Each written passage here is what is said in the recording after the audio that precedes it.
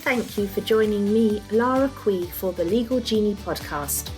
As a former corporate lawyer and APAC head of business development for an international law firm, my mission with this podcast is to provide you with insights into the careers and lives of movers and shakers in the legal industry. Mentors are hard to come by, so by listening to these conversations, I hope that you will gain some valuable insights that will help you move forward in your career and personal life. I ask my guests to share their advice and experience with you. I ask them also to share about their mindset. As an executive coach, I work one-on-one with lawyers to grow their practice and self-confidence. I also run mastermind groups and business development accelerators designed to bring like-minded people together to learn, grow, and support each other. If you would like to learn more, please connect with me on LinkedIn or through my website. The details are in the show notes. Please rate and review the Legal Genie podcast to help us reach more people who may find it helpful. So let's move on to this week's episode. I hope that you enjoy the conversation. Hello and welcome to episode 9 of the Legal Genie podcast with me, your host, Lara Quee. This week, I'm in conversation with Kai Schneider, Singapore managing partner of Clifford Chance, one of the global elite law firms. Kai is the head of the Funds and Investment Management Group in Singapore. With over 20 years of experience as a US qualified lawyer, Kai has particular expertise in the fund sector, advising clients on fund formation and investment in a wide variety of private investment funds. He regularly advises sponsors on accessing the US and EU markets, as well as on regional licensing and securities law. He's been ranked as a recommended lawyer in Chambers Global and the Legal 500 since 2012.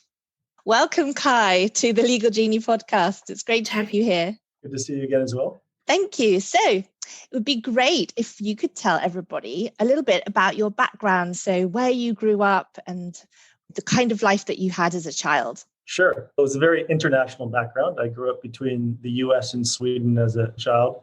Most of the time was in California. And then when I was older, I went to university and law school in Washington, D.C., but back and forth between Sweden and the US. And I was very much a third culture kid. My parents are third culture kids as well. So I guess it makes my children third generation, third culture kids. But my mother, as an example, spent her childhood and teens in Tokyo after World War II. So a lot of international background there. My parents were academics. So my father was a professor of mechanical engineering. My mother was focused on children with learning disabilities and childhood development. And when I was growing up, I think, at least for my teen years, my big focus was actually basketball, of all things. So I played high school ball in California, club ball in Sweden, and I played even a year in university actually in Egypt. But that sort of team approach of basketball had a profound impact on me in terms of future years and my career. So that high performance team mentality always sticks with me today.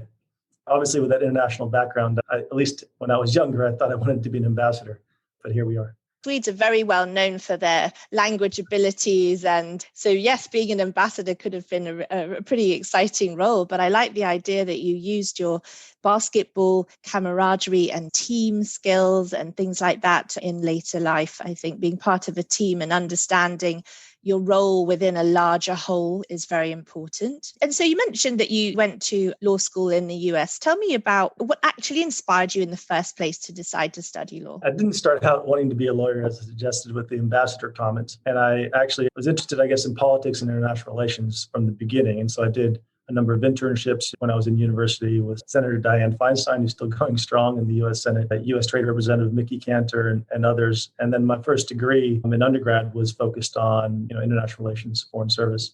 So I actually took the foreign service exam in the U.S., and that was the direction I was headed.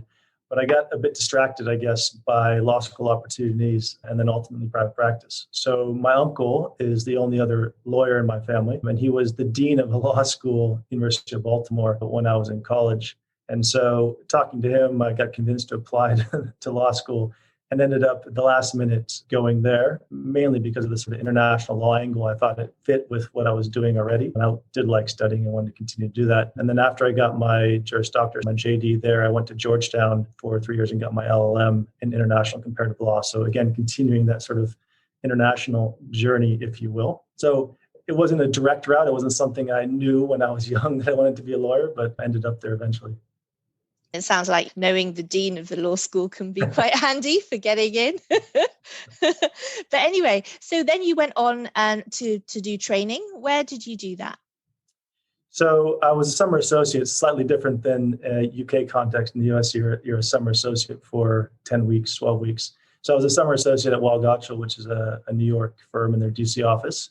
I did that for a couple summers, worked there for a year, and then got a permanent role there. But I deferred that for a year because I actually ended up with a clerkship for a federal judge in the US. So I did that for a year before going back to Weil, which was an interesting experience. Participated in, or my judge did, and I sat next to her during the first case around one of the 9/11 related parties, the first US federal case around that. So that's maybe worthy of a different podcast, but lots of stories around that experience. But it convinced me that I didn't want to do litigation of the disputes part of private practice, and I was much more interested in transactional work. And so after that, I then, as I said, rejoined Weil Gotshal and spent a number of years there doing private funds. But I guess when I first joined Weil, I was trying to find something international, again, with this international theme, and looked at the various practice areas and the options. And the one that stuck out was international trade. I thought, international, that's what I'm all about. That's my practice area. What I discovered was it was much more U.S. administrative law, so countervailing duty, anti-dumping type work. And so it wasn't very international at all. But what I discovered is on the transactional side, and in particularly with private equity funds, there was much more scope for transferability of those skills across jurisdictions, and your qualification was less relevant. So I ended up joining the private equity fund formation practice then at Weil Gotshal. And most of the work I did back then was for sponsors in the former Soviet Union and Eastern Europe as they were merging into more capitalist environments. Private equity firms really took off there, and we'd help them set up and sponsor those funds. And so then that Weil for probably a total of 5 years, but always wanted to go outside the US and do that from the beginning. And so once I built up that base of experience that I thought was transferable, I asked to be transferred somewhere else. Back then, and this is decades ago, US firms didn't have the same global coverage that they do today. And so the options were limited. I could go to London, but for me, that was just going back to Europe. It wasn't particularly interesting. And so I don't think Google existed, but I did Yahoo or looked around and did a search of top funds practices in Asia. Because for me, Asia was always something interesting, my mother's connection. And it seemed like, at least from a macro perspective, a huge opportunity. When I did that search, I came across Clifford Chance. And so I applied to them in Hong Kong and moved out into Hong Kong in 2005 and spent a few years out there as a senior associate, again, doing private funds. And then I made a move, which I'll explain. But I think one of the constant themes is I've never said no to opportunities. So when opportunities arise, even if there's a bit of risk there, I tend to explore and action those. I've got a supportive wife and family because there's been a lot of quick moves, relocations. So that's helpful. But that's one theme there as well. So when I was at CC in Hong Kong, having a great time, but I came across an opportunity to actually join Latham & Watkins, so another U.S. firm. We're looking to open offices in the Middle East. I was young. I thought it was an interesting opportunity to get management experience, operational experience. And so I actually joined Latham's London office, but immediately started in Dubai where they didn't have an office. Latham IT team flew down with a laptop, gave it to me, and I sat at Starbucks equivalent for the first month. I found office space, and then the team started to build. And I was part of the group that then launched 4 offices over the next couple of years in the Middle East, in Dubai, Abu Dhabi, Doha, and an association in Riyadh. And then I shipped back to building funds practice. So I built a funds practice in the Middle East and was there about 6 years. But there was a limit to the Middle East in terms of the size of the practice I could build. And so I was looking back again towards Asia and an opportunity out here. And Clifford Chance kept calling me every 6 months and saying, "Are you done with that experience? Do you want to come back?" And I miss my friends. I did. I missed my friends at CC. I did have some clients too that were clamoring for a larger global platform to work with. And so I returned to CC and was on my way to Hong Kong and got a call from a partner at CC saying that they had lost their funds practice in Singapore and would I be willing to move to Singapore instead. So I sort of diverted the shipment to Singapore and ended up here almost 7 years ago now. So an interesting sort of route. But again, my point around seizing those opportunities as they come up, I couldn't have predicted this route, but this is sort of the route it ended up taking. Yes, and it sounds very interesting about obviously your desire to be somewhere different and explore something new. So tell me a bit about building the Dubai office. So it sounds like you were literally in Starbucks with a laptop. So what's that like to be a startup, obviously part of a much larger law firm, but basically in startup mode in a brand new place and actually not your home turf? What is it like to try and build a practice and an office somewhere new? Well, it's a massive challenge, but also incredibly exciting. I can remember knocking on doors with clients, and I had people say, "Well, are you a software company?" And no one had even heard of the brand. Now Latham is a very well-known brand, even in the Middle East. But back then, no one had heard of them. No one knew who they were. So you did have the resources of a large global institution, but you were starting from scratch. And so it was a challenge, and everything falls on your desk. So from wearing a hard hat to find office space, to making sure the coffee machine works, to hiring and finding partners and bringing work. It's full 360 of a law firm business. But I was young. It was absolutely fascinating, huge trajectory in terms of growth and learning. And I guess one thing I realized through that process is I really enjoy building things. And whether that's with my hands when I was younger in terms of working on a house or something, but even from a business perspective. So building those offices in the Middle East was an incredibly satisfying and rewarding experience. Very, very difficult, but we grew that to 50 lawyers over a couple of years. And to see that and to go into the office every day was an incredible experience. Very, very rewarding. What is the business mentality like in the Middle East?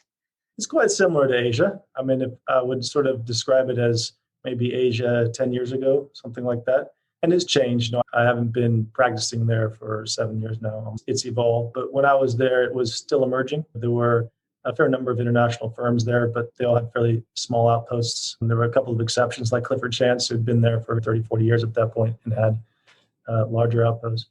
But it's just a different environment. There's a lot of education you do of clients in terms of your value add as a lawyer, but also just around products. So looking at it from a private equity perspective, private equity as a concept was newer in the region. And so a lot of the clients that you were dealing with hadn't set up dozens and dozens of private equity funds and needed a bit of a tutorial and more hand-holding. So there's a bit of being a bit of a professor around the subject matter, but it also allows you to create incredible, rewarding and long-lasting client relationships, right? They become quite sticky. You can more easily become a trusted advisor because you're there from the beginning with them on that journey.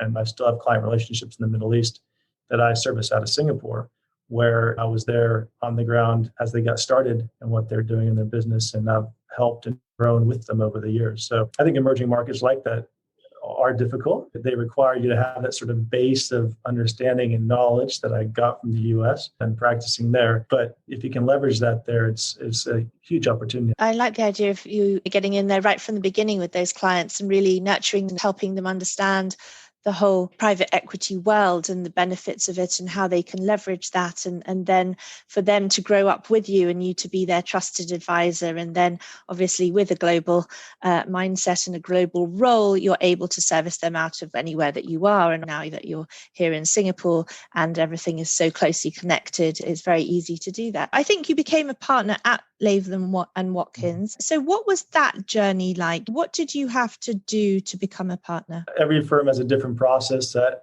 Latham, there's something called the Associates Committee that's actually comprised of 50% partners, 50% associates that reviews candidates and ultimately makes recommendations around partnership. I was a bit unusual. I'd come in and sort of been involved in opening offices as a senior associate at the time. I remember going to a partners meeting in New York for Latham when I wasn't a partner because of that. I then was put up for partner in 2 years after joining Latham, which is again a bit unusual for a lateral. It was a different process completely than when I had at Clifford Chance. So it was very much the candidate was less involved than we had at Clifford Chance, for example. But I guess the way I look at it is I never really set out to be a partner. That was sort of a byproduct. Right. And in fact, when I first came to the Middle East and even in Hong Kong, frankly, I often felt like I was acting like a partner. Right. If someone didn't ask me my title, they probably wouldn't have known. So I've always tell my associates, fake it till you make it. As long as you're delivering for the client and you're being that trusted advisor, the title is sort of secondary. I didn't have a goal. I can't remember having a goal of being a partner. That's not how I approached it. I wanted to work for great clients, do interesting, groundbreaking work, and build a market-leading practice that I was proud of. And the partner title just came along with that. So now you're the Singapore managing partner of Clifford Chance. What does a typical day look like for you? Juggling lots of different balls. I'm really lucky because I've got an incredibly strong sort of C-suite around me, and those business professionals know how to run a business, do a great job. I see myself probably much more as a chairman in terms of my role and what I do. But it is a little business. We've got close to a couple hundred people in the office here, and you've got your own P&L, and you look at it a bit like a business. It's obviously part of a larger firm, and I don't like the sort of office accounting dynamics to drive decisions or strategy because we're part of one global firm. But it's an interesting challenge, and I leverage a lot of what I learned in the Middle East in terms of how to run an office, how to motivate teams, and I've still got my day-to-day practice on the private fund side. So that's the juggling. How do you cope just mentally then with the long hours that must be involved in your practice and, of course, managing the firm as well? Well, there'll be a theme here: basketball, of course. So I still play when I'm not injured or something on Saturdays at the National Stadium here in Singapore. And that's the one moment where you forget everything else falls away and you're just playing on that team, very sort of single-minded in terms of focus and performance and winning. And that I find it removes the stress, it cleanses everything. I also do a fair amount of working out and other physical activities on a daily basis, which gives me time to reflect, to remain calm despite all the noise going on around me. And so obviously we're in COVID period still. And so how has your team and your firm coped with COVID, and what sort of changes have you made? So it's been an interesting time in all sorts of ways. I think what we did in APAC as a firm is we established guiding principles up front very early on before we knew how it was all going to develop. And there was three of them, or there still are three. One is protecting the health and well-being of our people. The other is preventing the spread of the virus, of course. And the last one is continuing to deliver at a high level for our clients. And we use these to sort of as the guiding principles to all the decisions we made around whether to split teams, close offices, how to deal with different situations. And then we also created a very diverse and inclusive incident management team across APAC that met very regularly and made these decisions. So that served us well. I think the biggest issue is just the virtual nature of the world we're living in at the moment. And I see there's sort of two angles to that. One is the client angle and one is the team angle. And on the client angle, it's very, very hard to build new relationships in a virtual world, right? That's just very difficult. It's possible, but it's difficult. And so we're living with our existing relationships off of already developed goodwill, right? So we've got to sort of reserve goodwill with our existing relationships that we're continuing to survive off of. But at some point, we need to get back out there. And then the other one is on the team, like I said, and I really miss the personal engagement with the team. Every chance I have to come to the office, I'm always here, but not always the case for others. And it really requires more of a concerted effort to keep those relationships alive. You used to have the hallway, meets or water cooler chats, if you will, with people on a regular basis. And now you have to manufacture those, right? You have to schedule them to make them work. And so we've been doing that. My own funds team in Singapore, we have calls 3 times a week on video. The last one at the end of the week, don't talk about work. So it's just what people are doing on the weekend, how everyone's getting along, learnings from the week. I've got other colleagues that do sort of virtual office hours where they just turn their teams on in the afternoon and people can keep it on and work and do whatever they're going to do otherwise. But if they want to say, oh, hey, I've got a question on this provision, there's someone there to answer. So it feels like you're sharing an office with someone, which can be quite nice. But ultimately, I think it really needs to be led from the top, right? You've got to have people at the top driving these more manufactured or synthetic structures to allow that connectivity. And if you don't, you're going to have retention issues, right? Because people need to feel part of a team. And if they're not able to feel part of the team, if that glue's not there, you have, there's supervision issues, development issues, obviously, but you ultimately have retention issues. So a bit like the clients, we're still living off of that reserve of those relationships that we built when we still could see people. But ultimately, it limits the growth and evolution, I think, of internal networks, especially the lack of travel, right? Definitely, as you point out, it is all about those relationships and the trust that had already been established and the connectivity. I think the feeling of being a team, but what does that look like when you're in a virtual world? And so it's good to hear that you've got things like office hours. When I think back to what it was like to be a trainee and the amount of supervision that I needed, but like literally every hour I'd hit a wall and I'd need to talk to someone. Wouldn't necessarily need to be a partner, but someone a bit more senior to me, to be able to just say, oh, can I just check? I just want to know this.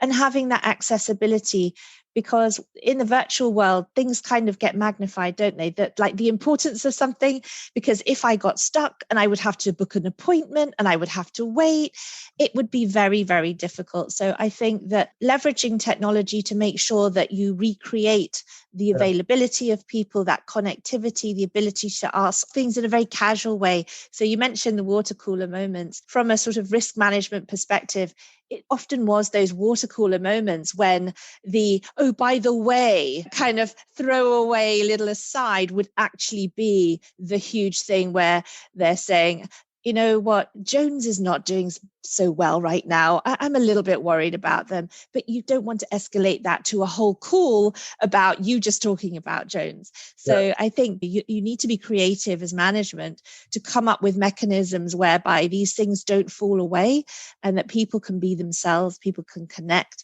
And you yourself, you have very high emotional intelligence, I can tell. And that it's something that leaders really do need. And I think you will have noticed in your dealings with many lawyers that there are various types of lawyers. And certainly there are academic types who just like to sit in their office, get their head down, do the work, fantastic legal quality. But when it comes to management of their team, nurturing the next generation of lawyers, etc., they leave a lot to be desired. But as somebody who is a leader, what would you say are the best ways to nurture your soft skills? So it's an interesting question. I think some of this stuff it's difficult to teach, right? But I guess the way I'd sort of look at it, I guess there's some sort of keys for me that anyone can try to think about and can use to help nurture those softer skills. I mean, for me, compassion and empathy are key, right? So putting yourself in someone else's shoes. And so I think we too often don't do that. We should be doing that all the time, right? So everyone's experience is different. I've got my own experience. You've got your own experience. That person on the hall will have their own experience. And so we've got to appreciate that.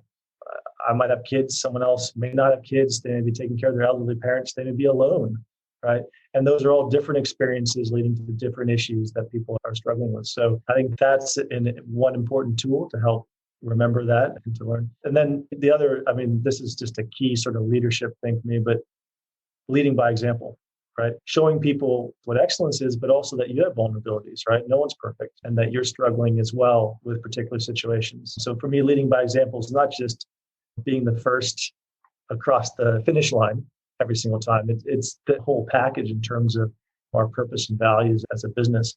And so I'll do things, maybe I shouldn't say this publicly, but I will manufacture those sorts of events to make me more human and to make people feel that things are okay. So I will leave the door open during a conference call, and it can be an important conference call because my younger daughter is to walk in and climb on me and to show people that I'm juggling too. And it's okay, right? And maybe a slight interruption or a giggle or something, but we can still get on with business. And that doesn't change our ability to deliver for clients. And it's just the reality of the world we're living in. So showing that sort of human side is particularly important.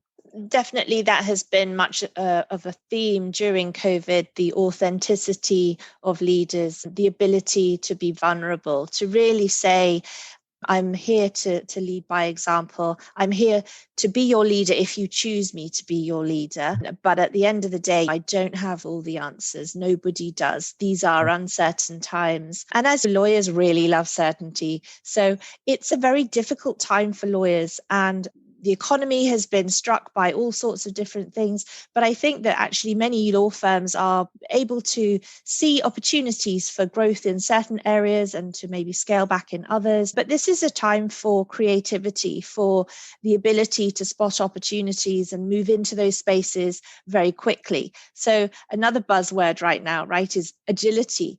So how do you maintain agility? Personally or with the business? Both. So I do yoga on Saturdays, but I think it's a really good point. I look at this, well, just from a career perspective, right? the traditional path or trajectory in private practice was very linear, was very sort of, one-dimensional. You entered private practice and you worked hard, you eventually got to be a partner and you stayed in that firm for the rest of your career.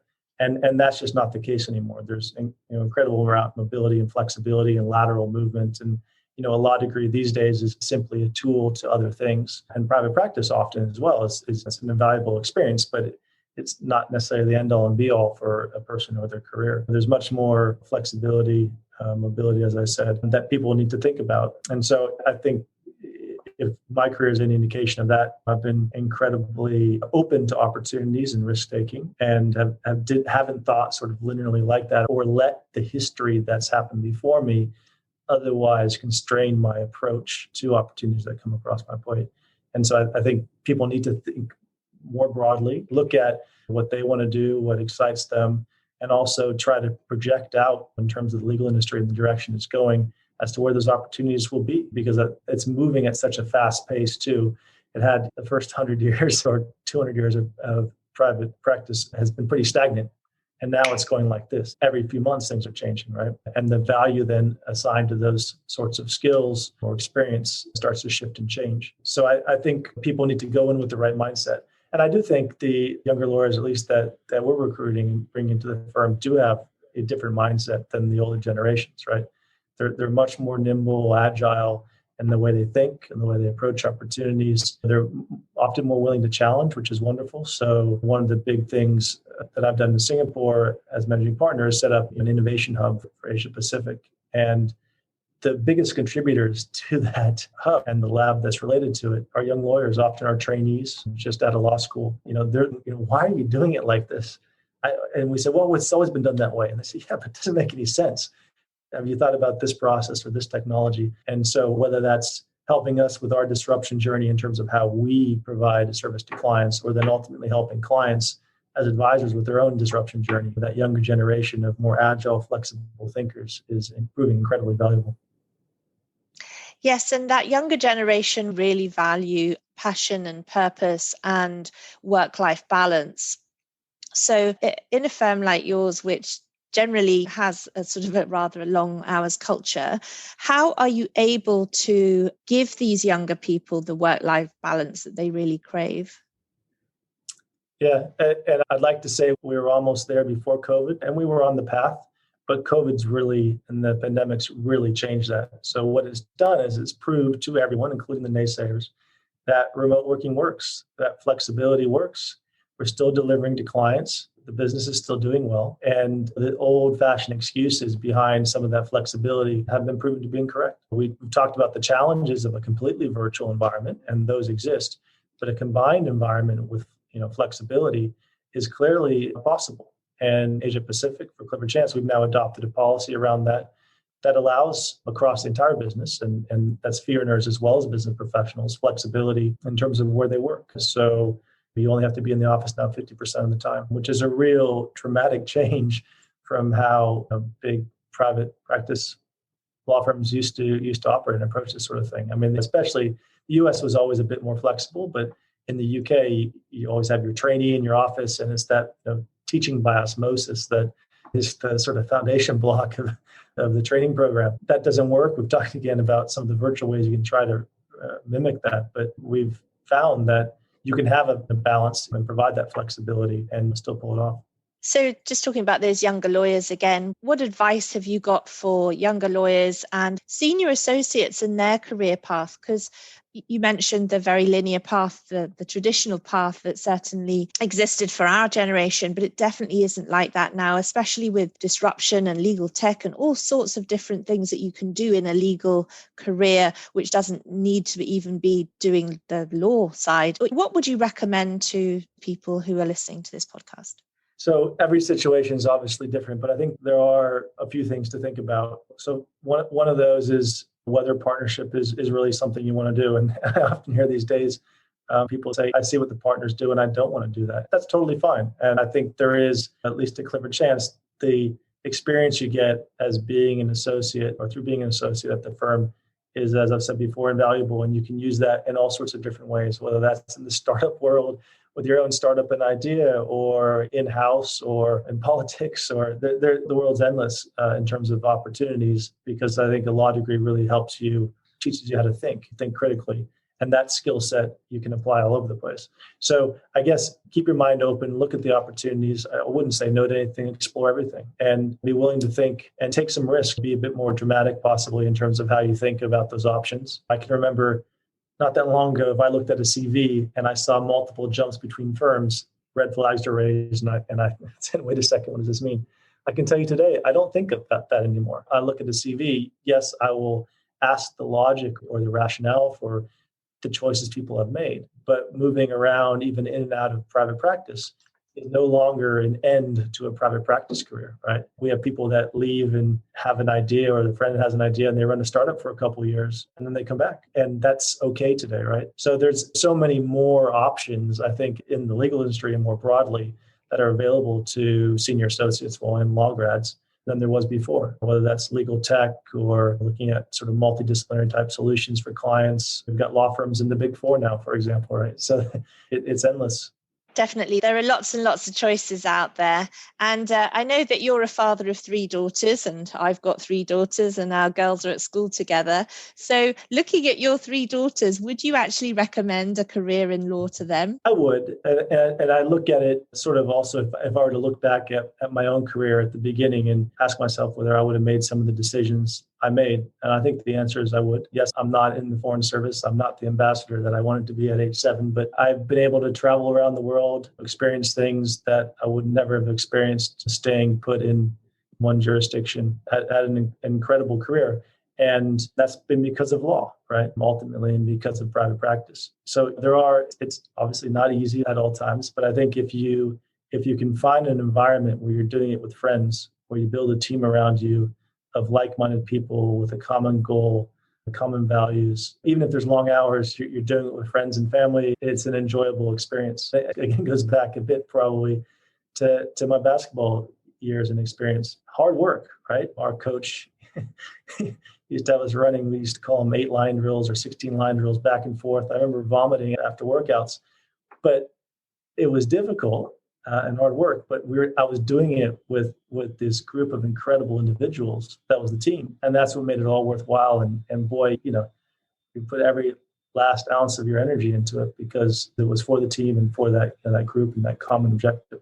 So yeah, I think I would, if my daughters ask, and they haven't yet, but I would still recommend it. I think the law firm world of 10 years ago is also very different than the law firm world today. I'm not sure I'd give the same answer 10 years ago, frankly. I believe that there's been a lot of change. The level of diversity still is not where it needs to be in, big law. It's not. It's getting there. But I think it's not just flexibility like we're talking about before in terms of people in different circumstances and allowing people to continue to practice in those circumstances, but it's actually more gender diversity in leadership positions. I think people looking up. So if my daughters were in a law firm and they look up, they need to see inspiring role models, right? That they can relate to. And we're not there yet. There are wonderful ones there, but just that level of diversity isn't there yet. And we still need to drive that. So if my daughters can be part of that, that would be a wonderful thing. But no, I wouldn't turn them away from law. That's very good to hear. And I would say that you definitely are an ambassador. You're an ambassador for your firm and for the legal profession. So congratulations, Kai,